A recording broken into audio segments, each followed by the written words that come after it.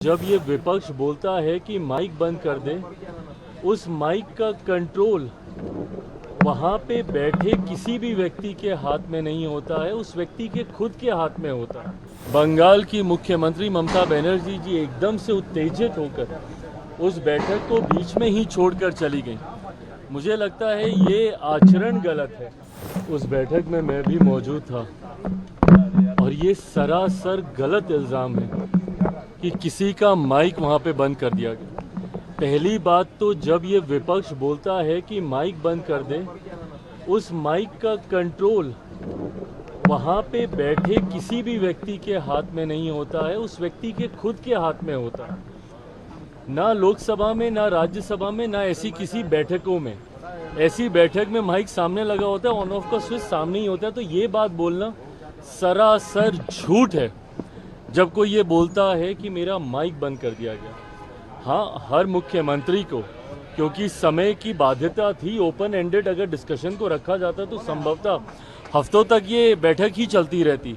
ऐसे में हर मुख्यमंत्री से ये विनम्रता पूर्वक आग्रह किया गया था कि अपनी बातों को संक्षेप में एक तय समय सीमा के भीतर रखा जाए। जब वो समय सीमा पूरी हुई, सिर्फ एक रिमाइंडर के तौर पर उनको ज़रूर, जैसे तमाम मुख्यमंत्री को दोबारा से नोटिफाई किया गया कि भाई आपका समय समाप्त हो रहा है, इस तरीके से। बट उसके बाद जिस तरीके से बंगाल की मुख्यमंत्री ममता बनर्जी जी एकदम से उत्तेजित होकर उस बैठक को बीच में ही छोड़कर चली गई, मुझे लगता है ये आचरण गलत है।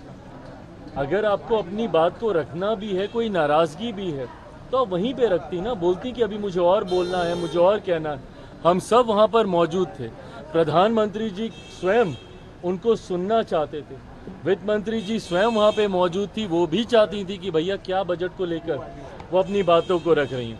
बट जिस तरीके से उनका आचरण था, इससे ऐसा लगता है कि विपक्ष की पहले से ही ये सोची समझी एक रणनीति का ये हिस्सा था कि वो जाएंगी, हंगामा खड़ा करेंगी और नीति आयोग जिस मकसद के साथ हम लोग वहाँ पर बैठे थे, उसके मकसद को डाइवर्ट कर सिर्फ अपनी ओर पूरा ध्यान केंद्रित करने के उद्देश्य से ये इस तरीके की कार्रवाई की गई है। कांग्रेस के साथ 4 सीएम ने बैठक को अटेंड नहीं किया, कहा बॉयकॉट कर दिया, और उन्होंने कहा कि हमारे साथ बाकी स्टेट के साथ नाइंसाफी हुई है जिस तरीके से बजट आया है। भाई मेरी समझ के परे है। अगर आपको ऐसा लगता भी है, किसी भी राज्य को अगर ऐसा लगता है कि उनके साथ नाइंसाफी हुई है, तो यही वो उचित फोरम है ना।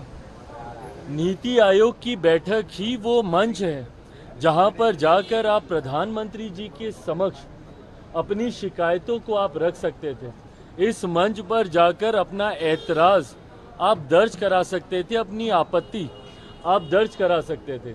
और जो लोग ये बोलते हैं कि हम लोग के साथ भेदभाव हुआ, पहली बार देश में एक ऐसा बजट एक लंबे समय के बाद देखने को मिला जिसने पिछले 10 सालों में देश की मजबूत होती अर्थव्यवस्था का लाभ जनता को पहुंचाने का काम किया।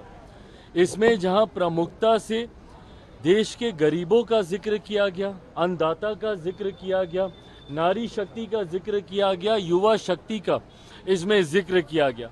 ये ऐसे सेक्टर्स हैं जिसमें प्रमुखता से उनको लाभ पहुंचाने के लिए योजनाओं की और राशि की घोषणा की गई। जो राज्य कहते हैं कि उनके साथ अनदेखी हुई, क्या उनके राज्य में गरीब नहीं है? क्या उनके राज्य में महिलाएं नहीं हैं? क्या उनके राज्य में किसान नहीं हैं?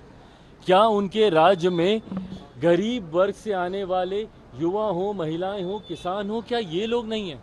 तो सिर्फ राजनीतिक हंगामा करने के लिए, और मैं दावे के साथ कहता हूँ कि भाई ये लोग पिछले बजट भी निकाल कर दिखाएं कि किस किस राज्य को कितना कितना आवंटन किया गया है जब सरकार कांग्रेस के नेतृत्व में चल रही थी।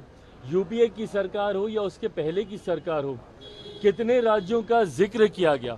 और मुझे ताज्जुब तो सबसे ज़्यादा राजद और कांग्रेस पर होता है। क्या राजद को खुशी नहीं होनी चाहिए कि भैया बिहार को एक बड़ी राशि आवंटित की गई है, इंफ्रास्ट्रक्चर डेवलपमेंट को लेकर हो, यहाँ पर सड़क को लेकर हो, पुल के निर्माण को लेकर हो। बिहार की सबसे बड़ी समस्या बाढ़, जिसका जिक्र हमेशा मैंने बिहार फर्स्ट, बिहारी फर्स्ट के माध्यम से मैंने किया। उस बाढ़ को लेकर लगभग 11,000 करोड़ की राशि अलग से आवंटित की जाती है, ऊर्जा को लेकर अलग से राशि आवंटित की जाती है, इंफ्रास्ट्रक्चर को लेकर राज्य में अलग से राशि आवंटित की जाती है।